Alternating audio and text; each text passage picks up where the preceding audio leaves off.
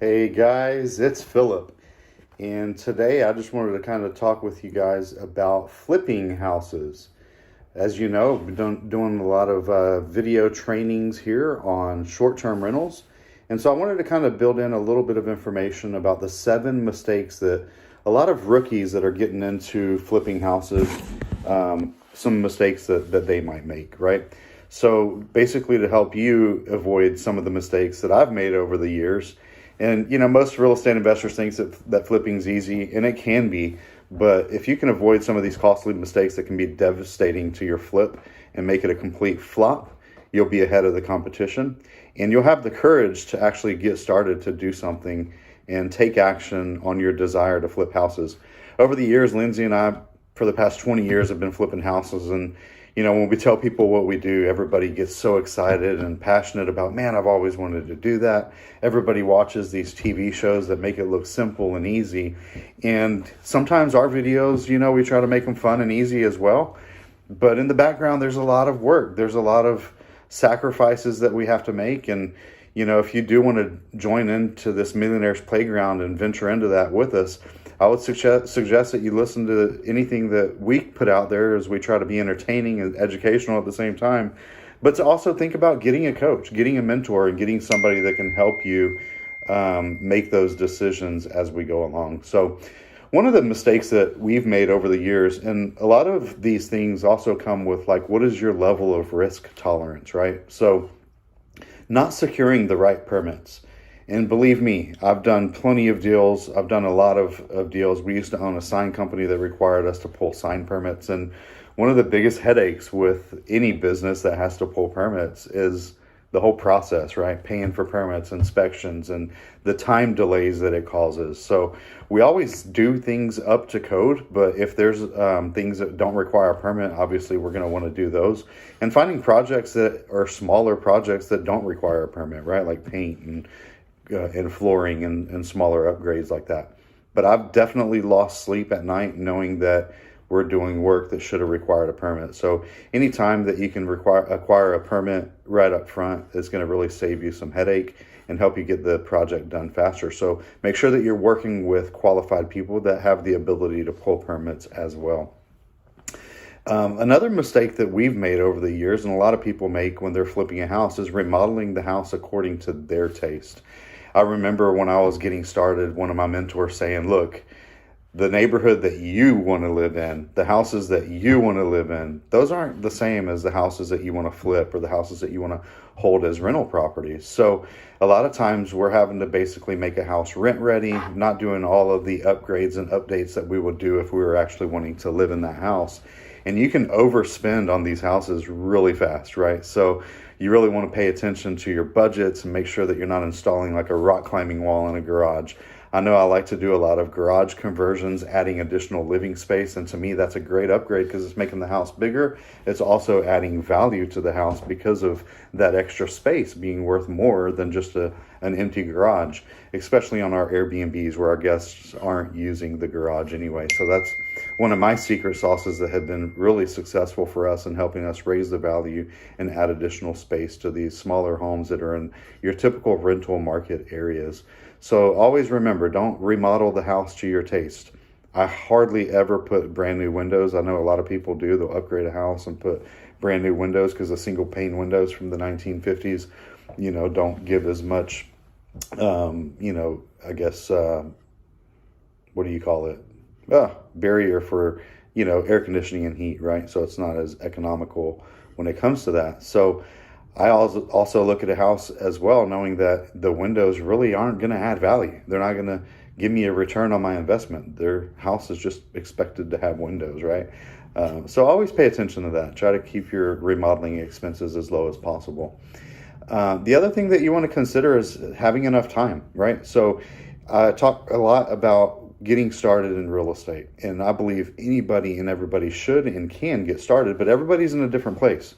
You might not want to quit your job in 90 days to be a full-time real estate investor or a full-time real estate flipper. So paying attention to the time that it's going to take to be able to flip houses. A lot of people think that, man, do we go out here and do the work ourselves? Obviously, I can't pick up a hammer and a drill and a paintbrush and do all of that kind of work. So my time is spent visiting these projects, hiring good people, delegating, but even that takes time. So you need to make sure that you allocate enough time to get your work done and to also, pay attention to your work schedule and your life commitments and demands. A lot of mistakes that some people make is the overconfidence. Some people think that they're going to be able to rehab the house themselves. And again, this comes along with building a team.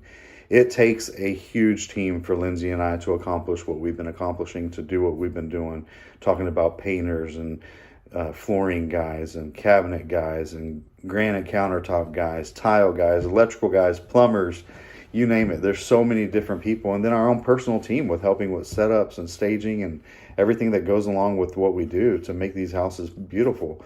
So we have to be humble enough to delegate, to trust people, to let them do their craft and do their skill for us so that we can concentrate on the bigger picture, which is coaching and acquiring new properties and raising other private investors and partners that want to partner with us on our deals. Another mistake that a lot of people make, and I've done this over the years a lot, I've hardly ever done house inspections. And house inspections, it's obvious when you're buying a house that there's going to be stuff. Most of the time when we're purchasing a house to flip, we're making the commitment to purchase the house as is, right, with no repairs. But we still like to get an inspection, because even I was talking with an inspector yesterday on a property that he inspected, which was a house that he was inspecting for a buyer who was buying it off of a company that flipped it. So this house has already been completely remodeled. And guess what he tells me? I had a 48-point checklist of things that were wrong with the house. So from the outside, I'll get to the house. It looks beautiful. Looks like, oh man, this is a great house. But then as I get through the inspection, it's like, man, they just really literally put lipstick on the pig. It looks good from the eye, but once you get down into the inspection, we found 48 things that need to be addressed. So a lot of times we'll get the inspection done up front. And if we get the inspection up front while we do have the house under contract, even though we're buying the house as is, it can give us a clear view of the different things that we're going to need to plan for. It'll give us the things that we can fix that are all quick, easy fixes that will help us when we actually sell the property.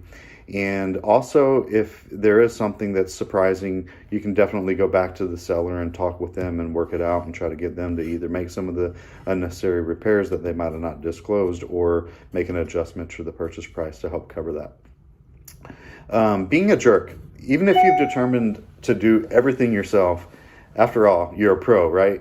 So successful flipping really does necessitate some level of collaboration with others. So we do have to collaborate with other craftsmen, suppliers, and lenders, and real estate agents, wholesalers, and everybody that we deal with to take a project from start to finish. So we can't be jerks and have this overconfidence in ourselves. We have to be easy to work with and, try to make everybody's life easier, and also follow the advice from the experts doing the work and what they recommend. And the last thing that I want to talk about is very important. It's your exit strategy. And I learned a long time ago that the more exit strategies that I can have available at my disposal when I'm doing a flip, the less likely I am to get in trouble. So I like to buy houses with creative financing. I like to buy houses where I know that I can get financing that allows me to either sell the house or owner finance the house or keep the house as a rental or turn that house into a short-term rental, right? So when I buy houses, I like to be able to offer whatever offer comes out, right? So if I'm marketing the house for sale and a buyer comes along, they can pay all cash and get their own financing, great. I'm going to be able to cash out. We've made a great living over the years with doing rent-to-own programs where we lease the house to a tenant buyer with the option for them to buy it at a later date. And by doing that, they can work on their credit for a few months or a few years or however long it takes for them to get themselves in a position to purchase the house outright from us. So having the right type of financing in place that allows us to do that, where we don't have to exit in 3 to 6 months with a hard money loan, that we can actually exit by doing a rental and then sell it in a year. Or If we want to keep that house as a short-term rental investment, fully furnish it and put it on Airbnb and keep it, then we need to make sure that we have financing in place for that. So having multiple strategies, exit strategies that are going to work, and then knowing up front, what is my plan? What is my exit strategy with this property? Every property comes with its own merit. Every property comes and stands on its own as long as you make the decision up front. Is this going to be a short-term rental? Is this going to be a rental property? Or is this going to be a full flip? You could also wholesale it to other investors, which we do a lot of as well. So if you're thinking about flipping houses, and I know it takes a lot of time, it takes some level of risk, but when you have a coach or a mentor, somebody that you can consult with, that can help you get to the next level, whatever the next level is for you, right? Because I'm in a different place than where you're at. A lot of you might be getting started. A lot of you might be where you've hit a bottleneck, where you've already started, but you're having some success, but you want to get to the next level. And my desire with all of these videos and these newsletters that I'm doing is to help you to take action on your goals, to commit to your dreams, and to live your legacy. So go out there and make it a great day. And if you're ready for a free consultation, there'll be a link below where you can click the link and find out more about the products and services that I'm offering as I continue to grow and look for other people like you who I can partner with. And I hope to talk to you soon. So go out there and make it a great day. God bless you. Bye-bye.